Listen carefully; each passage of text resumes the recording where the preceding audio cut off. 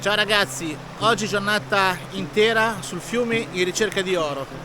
Mentre vedrete il mio lavoro, vi voglio parlare di una cosa che nessuno vi dice, e cioè come non farvi fregare quando vorrete vendere il vostro oro.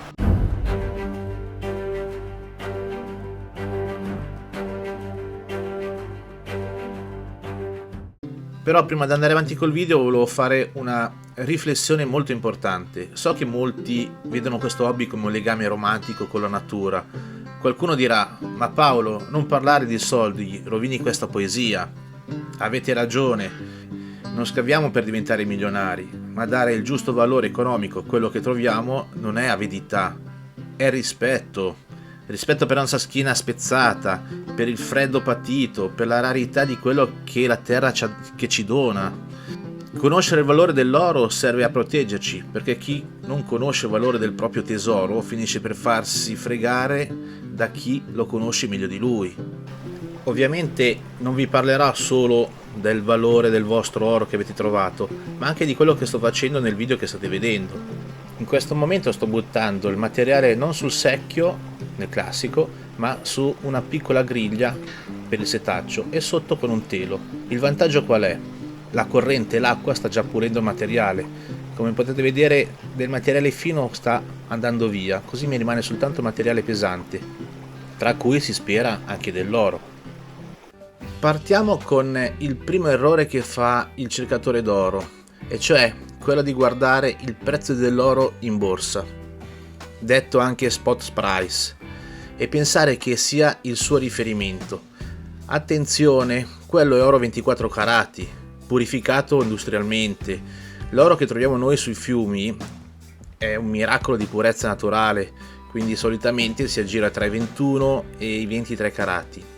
Solo portata da un compro oro vi offriranno il prezzo dell'oro da fusione, che è 18 carati, togliendovi quel 20-30% del valore reale. Un mio consiglio è quello di non vendere mai il vostro oro come rottame. Quello che avete nel barattolo è oro da investimento naturale, ha una purezza che l'industria deve faticare per ottenere, mentre voi l'avete trovato già pronto. Dopo aver raccolto un po' di materiale, lo porto verso la canaletta, e anche qua senza secchio, e posso versarlo delicatamente sulla canaletta precedentemente piazzata. In questo modo ho maggiore quantità di un secchio, questo qua l'ho notato per esperienza, poi ovviamente dipende dalle dimensioni del telo, e quando ho finito riprendo e vado avanti. In questo caso sto facendo un assaggio per vedere se dove sto scavando ci sia oro, e se l'esito è positivo posso andare avanti. State anche attenti che tutto l'oro che trovate non è uguale, varia. In finanza esiste un termine chiamato premium over spot, è un sovrapprezzo per la rarità. Nel nostro caso una pepita da 1 grammo non vale come 1 grammo di polvere, vale molto di più perché è un pezzo unico. Non fondete mai le vostre pepite, distruggereste il loro valore aggiunto. Anche la cura e la pulizia sono importanti, perché un oro pulito e con una provenienza certificata, Ticino, Orba, Elvo, ha un mercato più alto. La storia del ruscello è il marchio del vostro prodotto, è un marchio di garanzia. Molti mi chiedono: Paolo, dove posso vendere il mio oro? Dove devo andare? Allora, le distinzioni principali sono il compro oro contro il banco metalli. Il compro oro è per la gioielleria, quindi quei famosi 18 carati. Spesso non ha gli strumenti per testare l'oro di fiume, quindi sul momento vi offrirà leggermente meno per stare sul sicuro.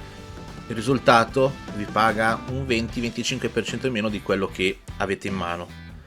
Il banco metalli invece è un operatore professionale autorizzato dalla Banca d'Italia. Loro non tirano a indovinare, prendono il vostro oro, lo fondono, fanno un assaggio, cioè un'analisi chimica, per determinare l'esatta purezza, esempio i famosi 22 carati.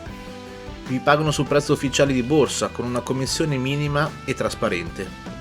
Attenzione però, il Banco Metalli non è per tutti e non è per sempre, cioè esiste una regola del peso critico. Siccome che ci sono dei costi fissi per la fusione e il saggio, se andate là con 2-3 grammi le spese si mangiano il guadagno. La strategia che vi posso consigliare è quello di accumularlo. Non abbiate fretta, mettete l'oro nel barattolo e dimenticatevelo.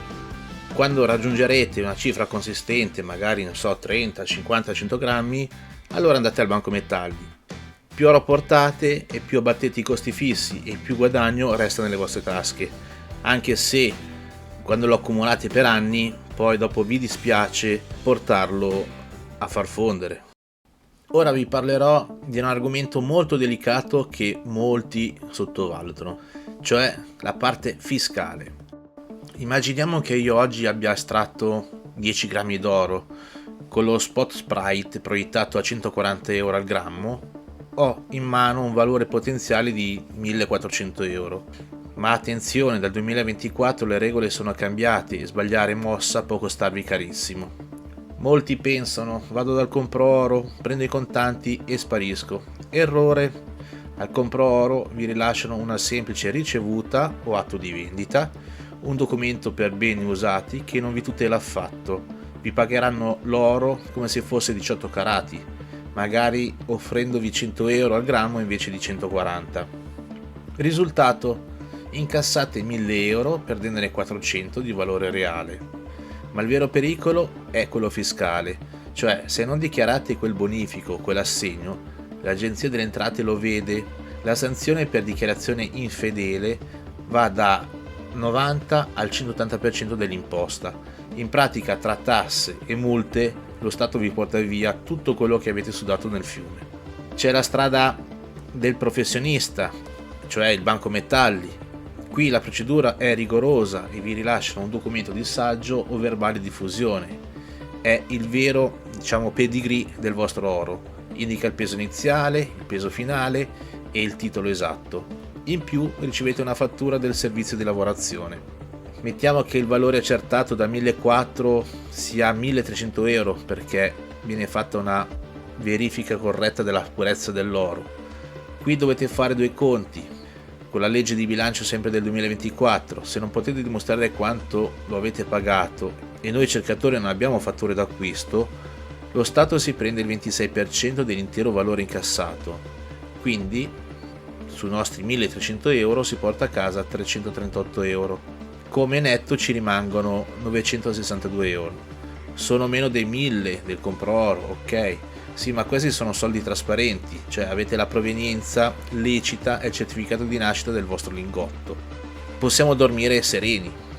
Ecco perché vi dico che l'oro di fiume non è per fare soldi facili subito, è una riserva per il futuro, una specie di assicurazione. Finché resta nel barattolo il suo valore è di 1400 euro e non pagate un centesimo di tasse. È un capitale che protegge la vostra famiglia dall'inflazione. Se un giorno decidete di venderlo, fatelo seguendo la trafila legale: Banco Metalli, fattura e quadro RT nella dichiarazione dei redditi. Sia che andate al compro-oro o al Banco Metalli, la prima cosa che vi chiederanno è la carta d'identità e il codice fiscale. Per legge antiriciclaggio, ogni singola operazione deve essere registrata e comunicata. Non esiste più la vendita anonima.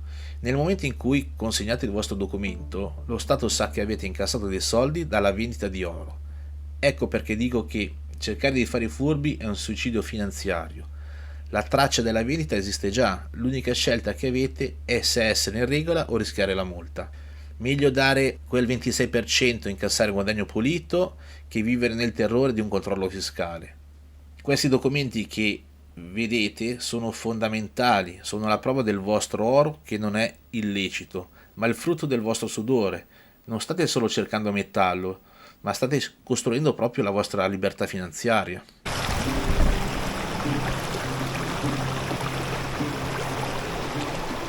E questo è il risultato della giornata.